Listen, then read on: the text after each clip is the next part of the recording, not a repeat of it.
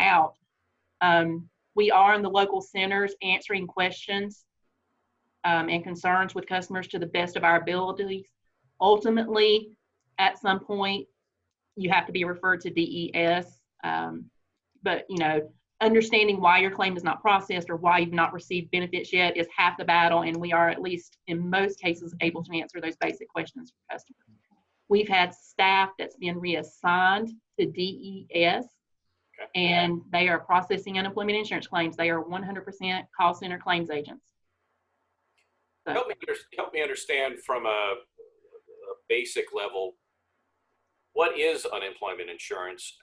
How do companies pay into a tax or a pot? Where does that money come from? So what is it? And then we'll talk about how to apply and some of the common questions that people have about it. Okay, sure.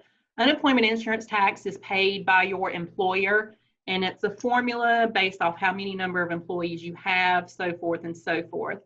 And when an individual applies for unemployment insurance benefits, that employer account is charged, so to speak. So unemployment insurance benefits are payable through Division of Employment Security by the state of North Carolina. So it does ultimately, it is deducted from that company. So to speak, yes, basically. So to speak, yes. okay. So all right, so let's start through the process. If I'm simply furloughed, I can still file, I assume. If I'm laid off or my job's eliminated, I know I can file. Are there certain parameters that would kick somebody out of being eligible? Help me understand, am I eligible? How do I know? Okay. So with COVID-19, that basically changed the whole ball game when it comes to unemployment insurance benefits, to the point where DES recognizes that the majority of these individuals are temporarily furloughed and will be returning to work. So therefore, no work search is required of individuals who are filing due to COVID-19. DES also implemented additional separation reasons that individuals could select, two of those being layoff, lack of work due to COVID-19, reduced hours due to COVID-19. So when an individual applies, makes that initial application for unemployment, they will receive what's called a wage transcript and monetary determination.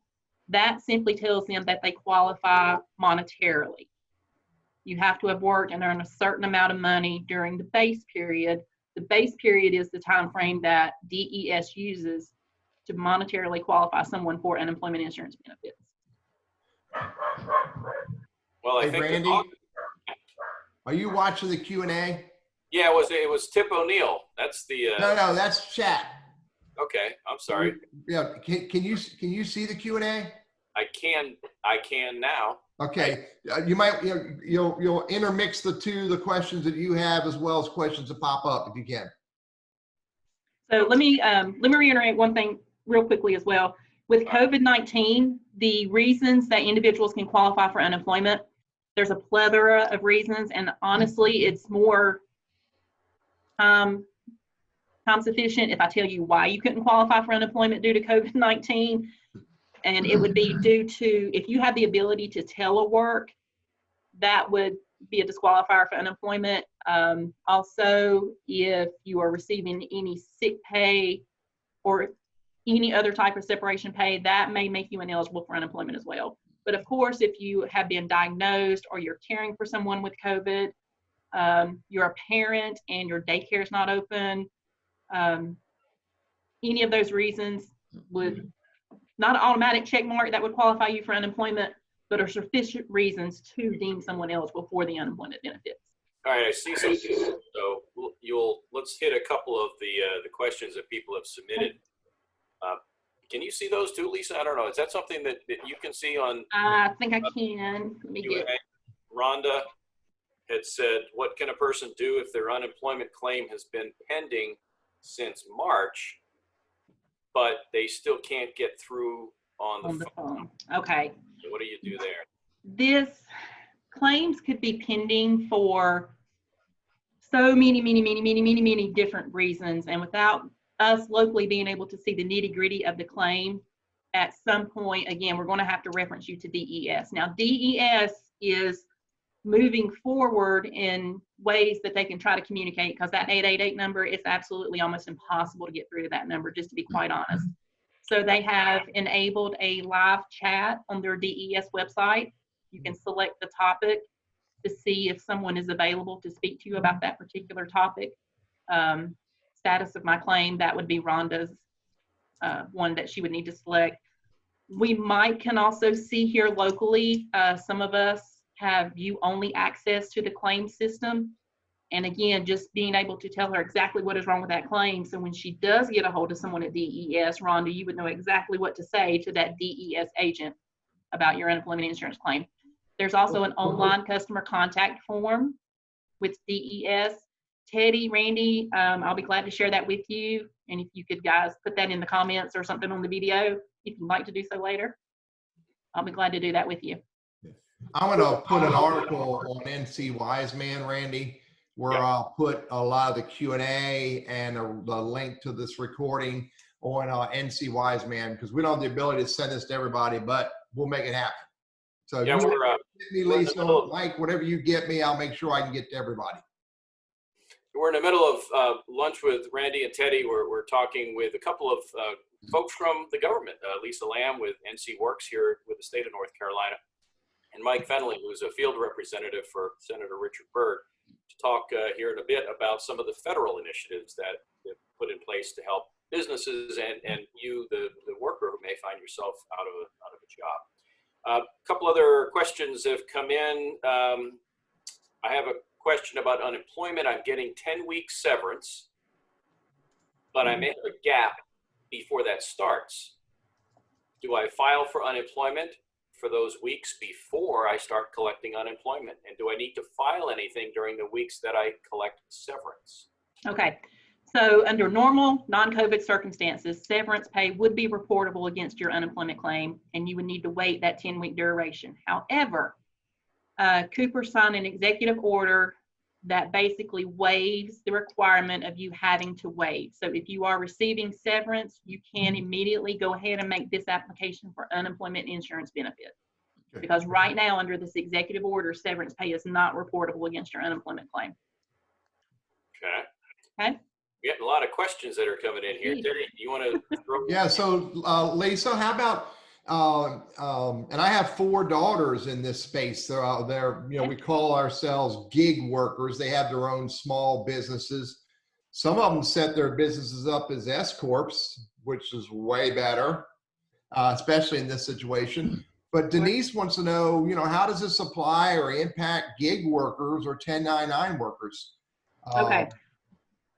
So under the Federal CARES Act that was signed a few weeks ago, it enacted 3 additional unemployment insurance programs. One of those, for the first time ever in my career, 1099 and gig workers, Uber drivers, hairdressers, so forth, are eligible for unemployment insurance benefits. So under the Pandemic Unemployment Insurance Assistance Program.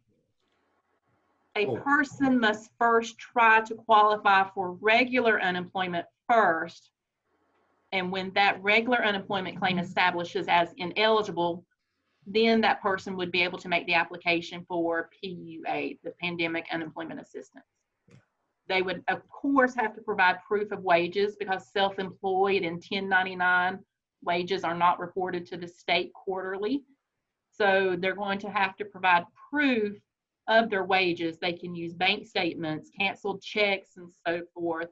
And just as a footnote, all this information I'm providing you guys is available on the DES website. And again, after this live today, I'll be glad to add some links so you can see this information and stay up to date as well.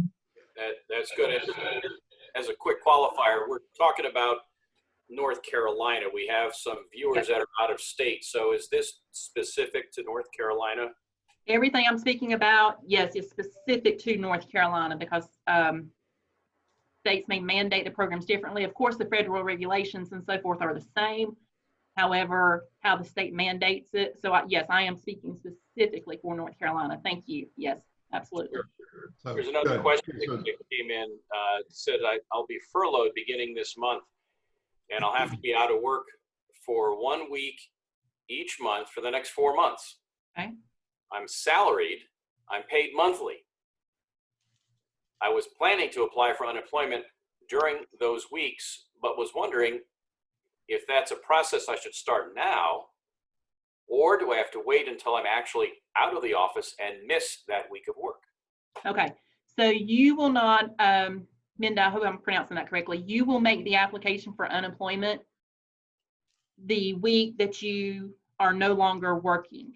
So that first week that you are out of work, every 4 weeks, every month, or however you worded that, that's the week you'll need to make the application for unemployment. There is no making a pre-application. There is no such thing. So do that immediately upon the week that you are out of work. Okay. And we'll get to Mike Fenley here in just a moment to talk the federal side on this thing. A quick question. What does DES stand for? Hey, Lisa Hawk, DES. Yeah, she just wants to be a harasser, that's all. DES is Division of Employment Security. That is the actual agency that administers the unemployment insurance benefits. Okay. What if somebody happens to live, let's say, in Virginia, but they work in North Carolina? Which state should they apply for their unemployment insurance? So you're going to make, in this particular situation, you would make your unemployment insurance claim in the state where your wages were earned. So it'd be North Carolina. Yes. In that instance, yeah. Yes, absolutely, right. correct. Okay. All right. So what else are we seeing here? Oh wait, there's one Suzanne just submitted down there at the bottom. If you became unemployed before COVID and haven't filed for unemployment, can you still be eligible for COVID unemployment? Good question. Good question. If it was related to COVID, yes, absolutely. Now, these 3 additional unemployment insurance programs, they have time frames on them, meaning you may have lost your job in March. However, the particular unemployment insurance program you're applying for didn't become effective until week ending April the 4th. So there's timelines. The state can mandate those and has added timelines to those, but yes, absolutely, yes. Okay.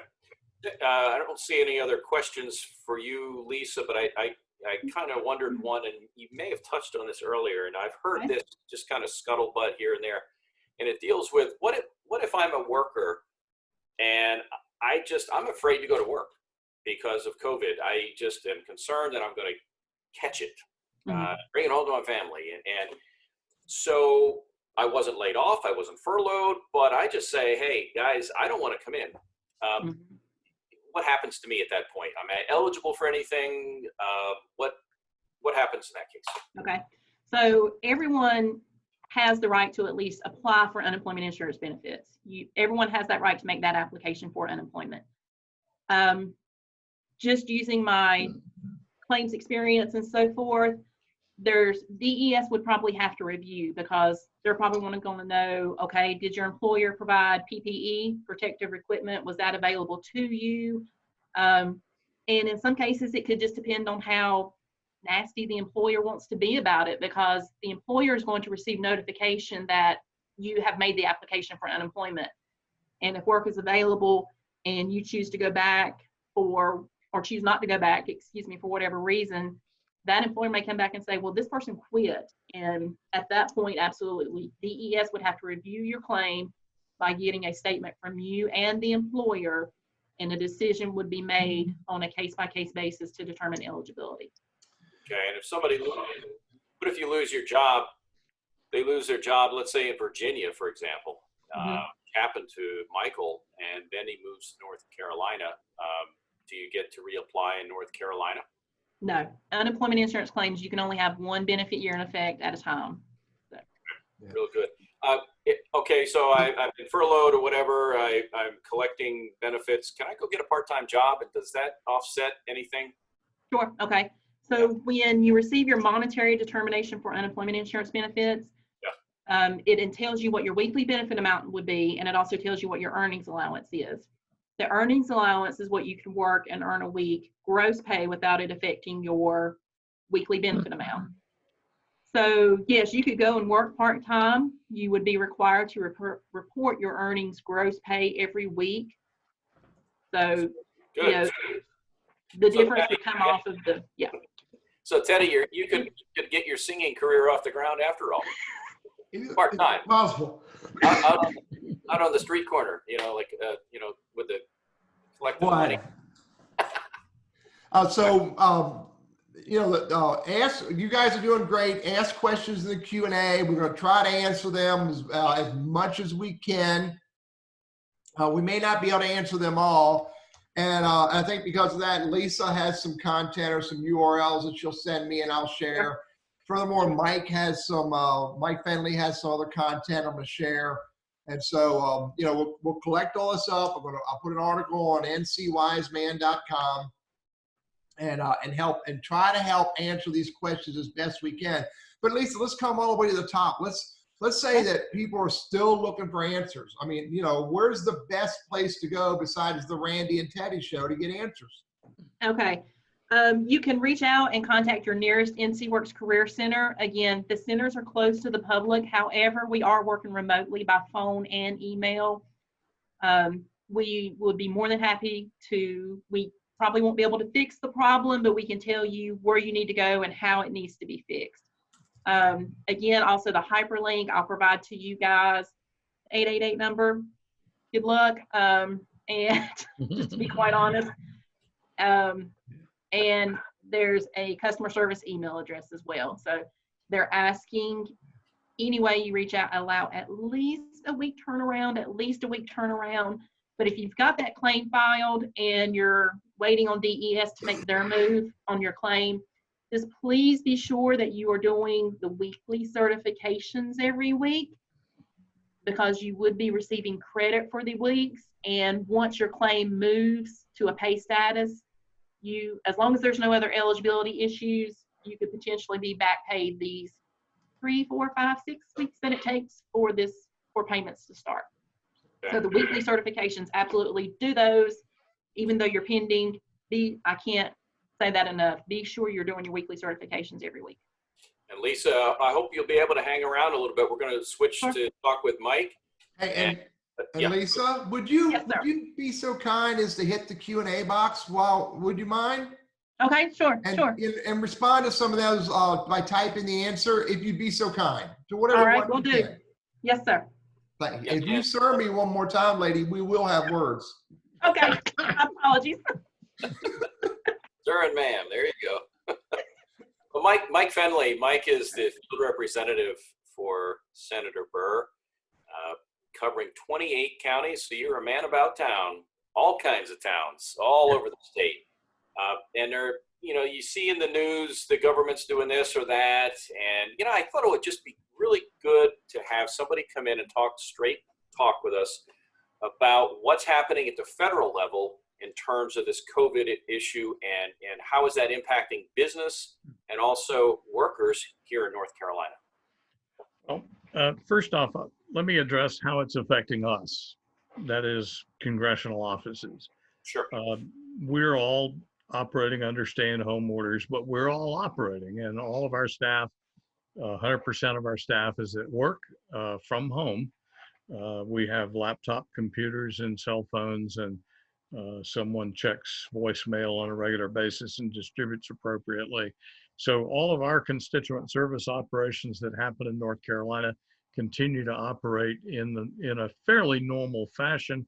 There's maybe a little delay in the response time, but we're still working on veterans claims and Social Security claims and other constituent issues like we always do. And then our DC staff, the same thing applies.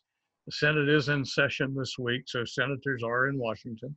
They're practicing social distancing on the floor and not gathering in large groups for committee meetings. All of that applies.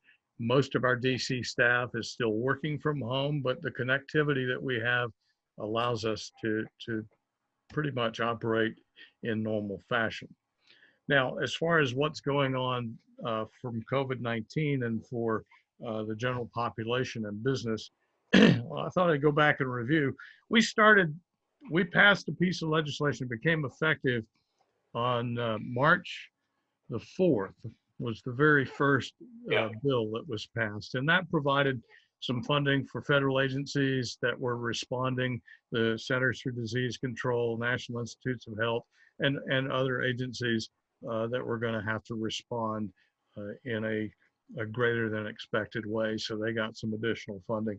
And then on March the 18th, there was an additional piece of legislation passed that dealt with testing, guaranteed that testing was going to be available and would be free, established a paid leave program, and the enhanced unemployment benefits that you get from the federal side. In addition to the money that you get from the state coffers, there's an additional funding or additional money each unemployed week from the federal government as well. And that was included in that legislation on March 18th.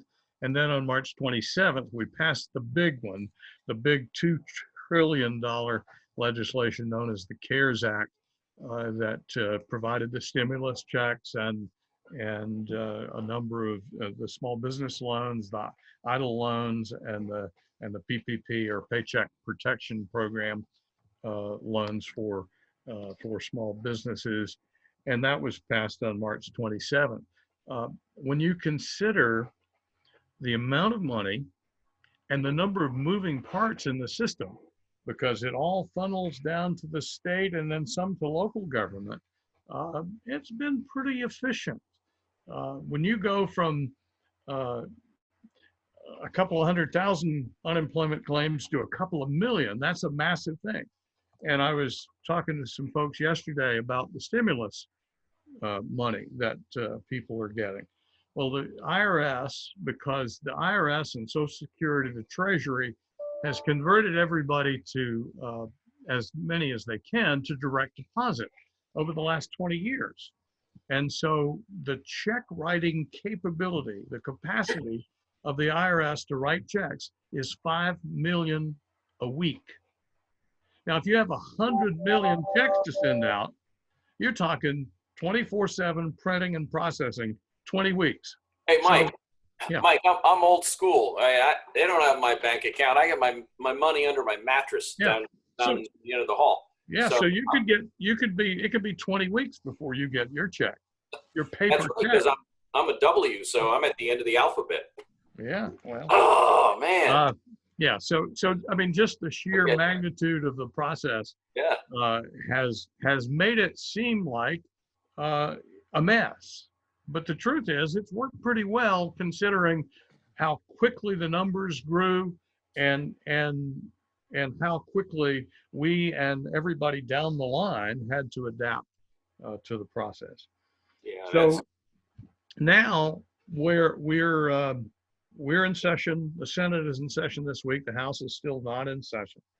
We're encouraging them to get back because there are other things to be taken care of. And businesses operating pretty much as usual in the Senate. They're holding hearings concerning some presidential appointments, and there'll be votes this week on some of those as we continue to try to fill positions in the government. But as it relates to business and unemployment and COVID-19, we had the bill on April 22nd, an additional $484 billion appropriated, mostly to cover the Paycheck Protection Program and provide additional funding to the SBA for those loans. And that money is flowing, although we understand that there's still some left. So if your small business, excuse me, hasn't applied for PPP, you should do so.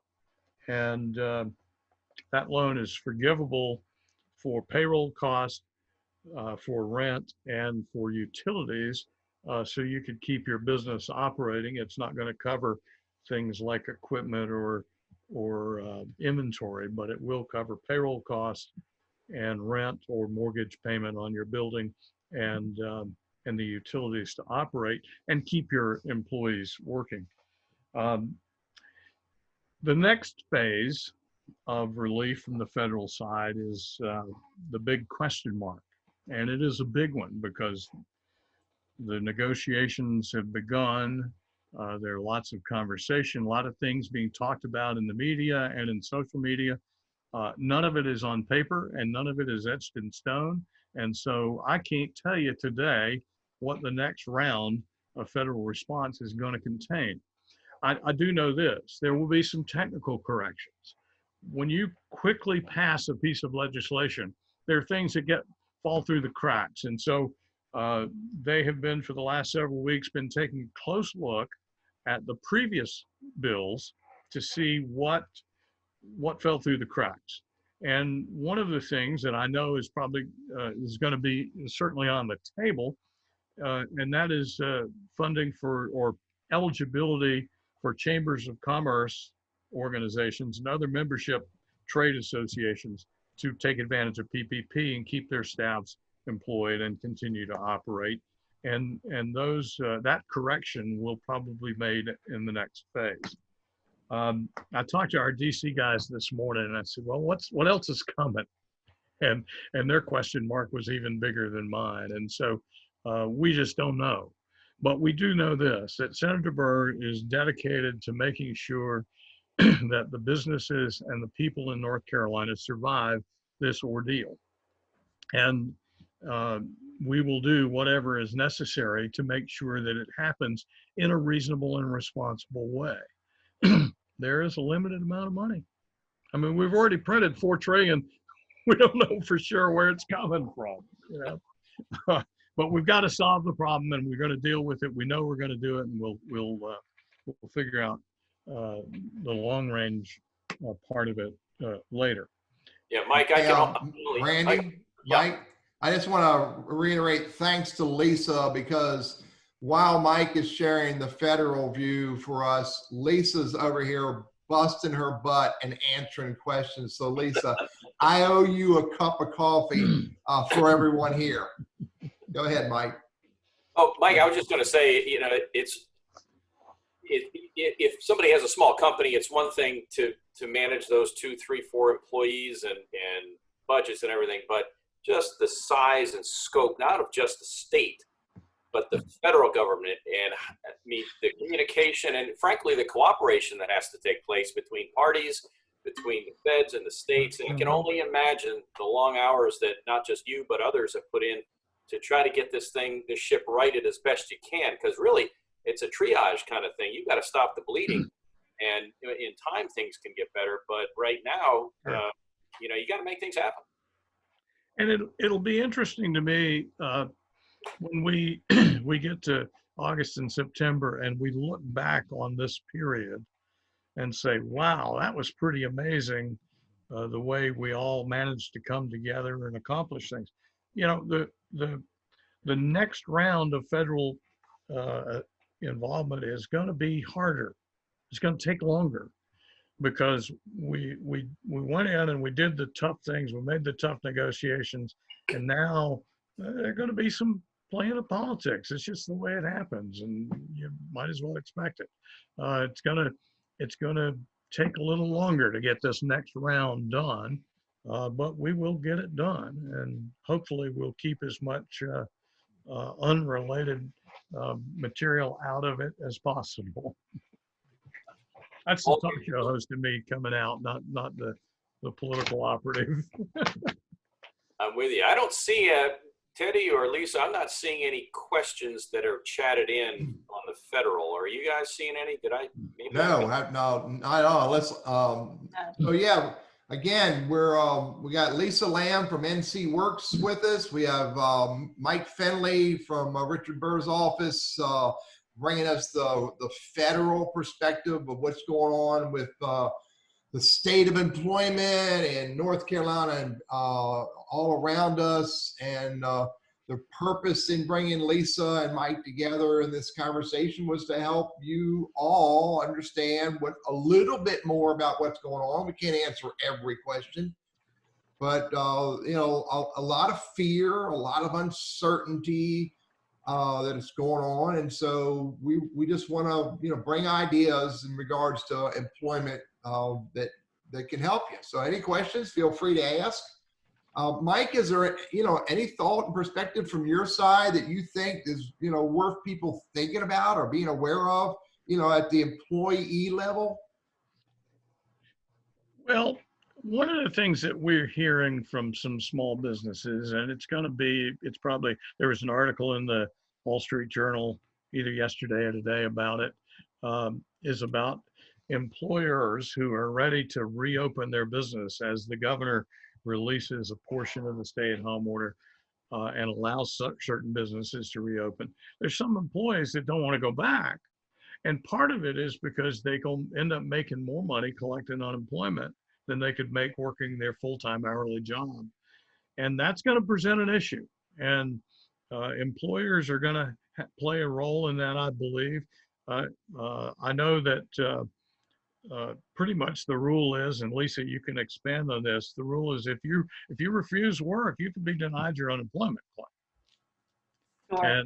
And so how we deal with that in this time, and particularly with that federal money element, which bumps up the number considerably, that's going to be an issue. And I don't know whether there'll be anything legislatively that happens in the next round from Washington, but there is certainly some concern, and it's on our minds. Yeah. Sure. Um, Yeah, that's great, Mike. We, I'm sorry, I didn't mean to. Nope, go ahead. There was a PPP question that might be a Mike question, but go ahead, Lisa. Okay, so the additional $600 Mike is referring to, that was one of the unemployment programs passed under that Federal CARES Act that basically says if you are eligible for even just $1 in unemployment, add $600 to that every week. So, and that is a concern for employers. We're actually already funneling phone calls saying, I've had employees refuse to come back to work because they tell me they're making 3 times as much on unemployment insurance benefits. Our advice to those employers is notify DES that there was a job refusal. DES will have to, of course, examine to determine whether or not it was an actual certified, bona fide job refusal. Yeah, but that's absolutely a concern for employers. Yes, without a doubt. You know what, and even if when COVID blows over, if you were one of those folks that told your boss, hey, I think I'm just going to hang out at home, well, guess what? When it comes time to reevaluate who we want on our bus, you may not be on that bus. And I mean, it's an at-will state, and stuff happens. So yeah, Teddy, you saw the question from Mike. Yeah, so Ashley wants to know, for solopreneurs, the gig economy solopreneurs, are there any other grants? She says, I qualified for the $600 a week unemployment, but she couldn't get the PPP because she doesn't have employees. Well, she is as a business, if she's considering as a business operator, she wouldn't be eligible because she doesn't have any employees. But as an individual, she'd be eligible, or possibly be eligible, for the unemployment money. Yeah, she got that. Now, yeah. Yeah. So, now there are also some programs. The legislature just recently appropriated $125 million to the what do they call that? The NC Recover NC programs being administered by Golden Leaf and the Rural Center. So there are grants at the state level, and then there are some local community grants that are being made available. So I would check with your local Chamber of Commerce. They probably have the best awareness of anybody. And you said Golden Leaf, Mike? Golden Leaf Foundation and the North Carolina Rural Center are administering a program, and the name of it escapes me at the moment. I'll find it for you. Okay, good. Thank you. I hope that helps Ashley, and it'll help others as well, because not every small business was set up in such a way to have, as a corporation, to have employees. So you got to look for other opportunities. Well, now, and self-employed people, the line is on PPP and the small business loan.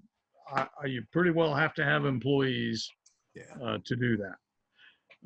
But if let's say you're a hairdresser who has a one-person shop and you're the one person, then that's a business.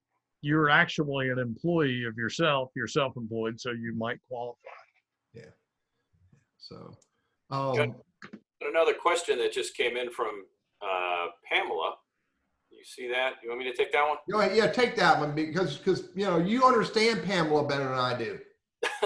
Pamela is a recruiter. Okay. So, and so she has a number of large business accounts, and just like any recruiter is talking to businesses, whether they're her clients or not. But anyway, so she's hearing several thousand recently have now been finding out that, well, they're on a permanent layoff, and that's from some of the area's larger companies here in the Triad, and that number is growing daily. Many of those that were not laid off, suffered from cuts to their salaries. Are they discussing anything to extend the current COVID crisis unemployment rates through December? Let me unmute myself, sorry. So Pamela, not 100% sure, just to be quite honest with you. So I know employers, if individuals file against them, the company for unemployment, and the reason was due to COVID-19, I know employers are not being charged at this time. We could certainly find out the answer to that question by probably going through a tax auditor. I don't know. I don't know if that guidance has even come down. Not that I'm aware of. The additional state program that I was referring to is called NC Recover. So our NC Rapid Recover, and the website is ncrapidrecovery.org. And there, again, that's being operated by the Rural Center and the Golden Leaf Foundation. Funds coming from the legislature, from Golden Leaf, and from some of the business partners, the investors with the Rural Center. Good, thanks, Mike. I dropped that in the chat box. I'll collect all that chat and put it in the article later as well. So I don't know who this is for. Minda wants to know, is that $500 child stimulus money available to every child, or was that also based on income? She said some parents did not receive it, but they also know they have a higher income. I believe that was the total amount was based on income. Yeah. And if you filed, or if however your income taxes were filed for either 2018 or 2019, the filing status is what determined whether you were eligible for the individual money plus the childhood money. And then those funds were reduced based on the income, based on the adjusted gross income. So it's possible if you make too much money, you would get nothing for the stimulus. And it's also possible some of us don't have to worry about what the state or federal government say about me collecting unemployment, not collecting unemployment, not going to work, or not taking a job, because I got a boss right downstairs that says, boy, you're going to work. I don't care. Eddie, you better lower your voice because she might hear you. Just a second. Mine is sitting right here with me. But I mean, it's tough. I mean, even for those of us who have small businesses that are still doing okay, it is tough. And so I can't imagine those who were really suffering. Earlier this morning, I was on a conversation, and we had a lady who's about stress reduction on the call, because people are stressing out because they're scared. And so I get it. I truly do get it. So hey, we're talking with Lisa Lamb with NCWorks, and with Mike Fenley, the field representative for Senator Richard Burr, and my co-host Teddy Burris, who show him the brush again. You got that cool brush that you had earlier today. So in order for me to look as best as I can for you, because I care about every one of you, 43,000 people, Randy. Okay. Is that all? Wow. I can't get a haircut. I can't get a shave, but I went out and bought a hairbrush for $4.69 just so I can try to look as good as Mike and Randy. I'm not even going to compete with Lisa. I'm going to wait for mine to grow a little bit before I invest that $4.98 in anything. And we've got a little bit of time left, and Teddy and I can always wrap things up with a tip or two, but while we have you both here, we'd like to pick your brains, and you've done a great job. I know, Lisa, you've been doing a lot of responding to some of those questions. So was there a question or two as you were answering it, you thought, hey, that would be really cool to share with other folks, something that you tripped over that you're like, man, I should have said that earlier? Well, I do want to go back to the question that you asked about I applied in this state and got denied. Can I apply in this state? And I'm going to take my no away and say maybe. Only if that, Just unplug it. well, I don't even want to say only, but if your claim did not establish in this particular state, whichever it was that you may have applied in, yes, you may be eligible to make the application, or if that claim has exhausted in another state. So there's some leeway there. So I did want to backtrack on that just a little bit. Yeah, the best thing we could do is ask questions. Sure, absolutely, absolutely. Also, I didn't hit on this much, but your NCWorks Career Centers. Hi, Susan. Hi. Not happening, Ms. Fenley. Not happening. No way, girl. As long as I can keep it, I'm keeping it. This is one of the advantages of being married to a hairdresser. Right, you got both ears, you know. I only have one ear. Randy, we have lost complete control. Y'all said there was supposed to be some humor and light moments in this show. I am a hairdresser and I do cut hair. Oh my gosh. And it's been out of work for 2 months. Yeah. I'm sorry, Lisa. You're fine. I should control these folks more. I love it. It's hilarious. But no, just also, I just briefly wanted to mention employers and partners. Your NCWorks Career Centers are still here for you guys as well. We're still posting job orders. We're still assisting you with recruitment. Job orders are still coming in on a daily basis. So employers and community partners, we're still here for you guys as well to help you. Just a few pieces. I'm sorry, Randy, were you going to? Well, when you're done. Okay. Just a few little quick tips. We have individuals calling in saying, well, my computer screen says that there's an error. It's been saying that for a week, or it's been saying that Scooby maintenance. Scooby is the unemployment claims system. It's still telling me that it's down for maintenance. It's been saying that for a week. We're asking you to clear your cache, clear your history on your phone, your laptop, your iPad, whatever that is. That works sometimes. Use a different web browser. If you're in Internet Explorer, try Google. Don't use Firefox. It does not like Firefox at all. If you have access to a desktop computer, that would be more sufficient. Sometimes the claim system does not like iPhones and iPads and so forth. So those are just a few quick tips that may help you process that claim just maybe a little bit quicker and faster. Randy, go with your question, then take Ashley's question. Yeah, you bet. Mike, I asked you this before we went on today, and that dealt with market sectors. We're a 31 county goodwill. We extend from Winston-Salem, Forsyth County, all the way to the western north part of the state to include Asheville. For example, there are a lot of tourism there. There's a lot of hospitality. That's an industry that's been devastated. For the federal level, has there been thought or specific legislation targeted to aid specific market sectors, or is this just more of a general, we're going to help business and help people?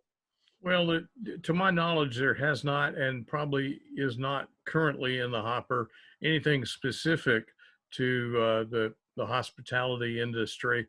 Although I guess they did the cruise industry. The airlines have got targeted early on and got some relief. Whether it will happen in this next round, that remains to be seen.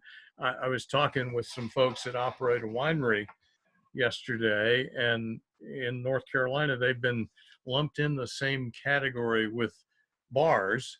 They don't consider themselves bars, but that's the way that ALE folks consider them. And so they say, well, we've got all this outside space with picnic tables scattered around. We could social distance and still operate.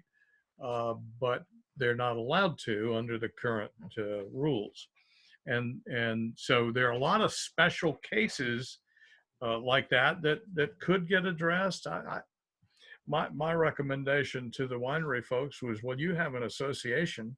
Your association needs to be lobbying on your behalf before the legislature and before the Congress and to the governor's office to try to get some special attention. Squeaky wheel gets the oil. That's the way it works. And whether it's right or wrong, that's the way it works. Gotcha. Yeah. We've got just a few minutes left, and there's a question for Lisa. Do you see that one? Which one? Answer, did I receive severance for a specific week? Where I've not yet received severance, but I expect to in the future. Not sure I quite Okay. get it, but So, yeah. So under the executive order, severance pay is not reportable against unemployment again. So, immediately upon losing your job, you could make that application for unemployment. And again, severance pay is not reportable. okay. Any, if you wanted to get more information, either from Lisa or from Mike, Teddy, are you going to be able to post that? Is there a way for us to be able to reach out to you if we have questions or friends of ours have questions about how you guys do what you do? You asking me or Lisa and Mike? Any all. So I'm going to take everything I collect here and everything that Mike gives me. Mike gave me new 2 articles already. Lisa's going to give me some stuff. I'm going to put it in an article on a very simple website on my blog called NCWiseman.com. I'm going to share it all there, and hopefully that everybody on here will go get that and use it as they need to. Beyond that, Lisa, what's the best way or for people to get a hold of you and or your office? Then Mike, you as well afterwards. So the Forsyth Center, our telephone number, 336-464-0520.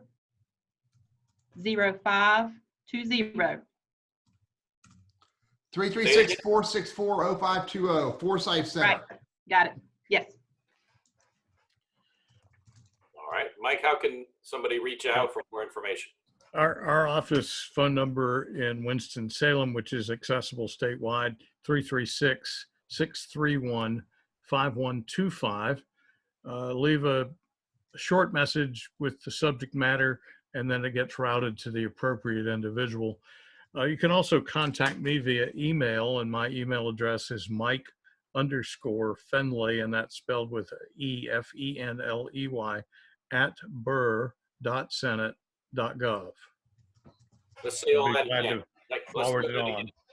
Let's do that again. My same phone number and email, so make sure people get that. Okay. Yeah, and I'm gonna put all that into that article on NC Wiseman.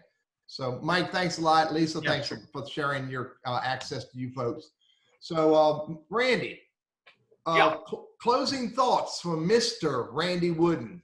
About what we talked about today? Dude, Or- you can talk about whatever you Yeah. want. It's your show. Well, hey, first of all, being an old radio guy, and Mike, you get this. I mean, live radio, being able to interact live with people and have other people be able to benefit from that, it's kind of cool. It's one thing to sit down with a person one-on-one, but to be able to help other people, be able to disseminate the information is pretty cool, and it's a timely piece, what we're doing today. And both these folks have work to do, and they took time out to share and also to get a haircut, or it looked like Mike was going to get a little extra trim there as a bonus. But again, thanks, Lisa, for taking time out. I know you've got about 1 million things on your to-do list. Say hi to Tony for me. I haven't seen him. We I will. talk hockey and we talk baseball and we talk sports all the time. But I think he's actually going to be on that Zoom with you guys this afternoon on the Goodwill side of the house. So okay. I I got another thing coming up in half an hour, so I need to get powder my nose and whatnot. Mike, thanks again. I've known you for years. You're a good man. I appreciate you taking an hour out of your week to help us answer some questions. Yeah, always enjoy it, and look forward to it again sometime.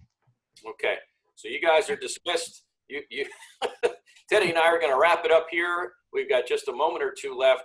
But again, as always, if you'd like to join in, feel free to join us at noon. Share this with your friends. I mean, a lot of folks out there have some time on their hands at lunch. We do some fun stuff. In fact, next week, we're going to have Robert Garcia with Trellis. It used to be hospice. Robert, I've known for many years, and he has made a number of career changes, substantial career changes. He's helped us at many of our Goodwill events, and so he's going to be on to try to give you some information and maybe some encouragement about, okay, this COVID stuff has sort of forced my hand to make some changes. Do I really want to evaluate and say, do I want to stay with what I'm doing or maybe try something else? And so for those that are kind of getting that itch to say, maybe this is the time, tune in because Robert's going to have some good information for you. And so with that, I'll turn it back to my cohort and man about town, Dr. Burr. So again, Lisa, Mike, I truly appreciate both of you. Thank you very much for giving us your time and your wisdom and your ideas and your knowledge. Yep. So listen, folks, this is there's a lot going on. We all have a lot going on. We all have a lot of challenges and fears and questions about all kinds of things related to our jobs, our businesses, our careers, look, our lives. And what's really important is to pay attention to who you are looking for knowledge. Pay attention to who you're looking for ideas. And don't just listen to the greatest, noisiest, most colorful noise out there. Look for people who are logical and compassionate with their answers. Look, am I preaching, Mike? Lisa, listen, this is important. Just because it's on TV, just because it's on the radio, just because it's on Facebook, internet, Twitter, LinkedIn, or Tinder, or Bumble, or TikTok, doesn't mean that, don't point at me, man, doesn't mean it's real. And you've got to pay attention to the content, the ideas, the knowledge that you listen to, and be able to trust and respect those who are there with a purpose to help. Great. And with that, we're going to say so long for this week. Tune in again at noon next Wednesday for lunch with Randy Wooden and Teddy Burrs.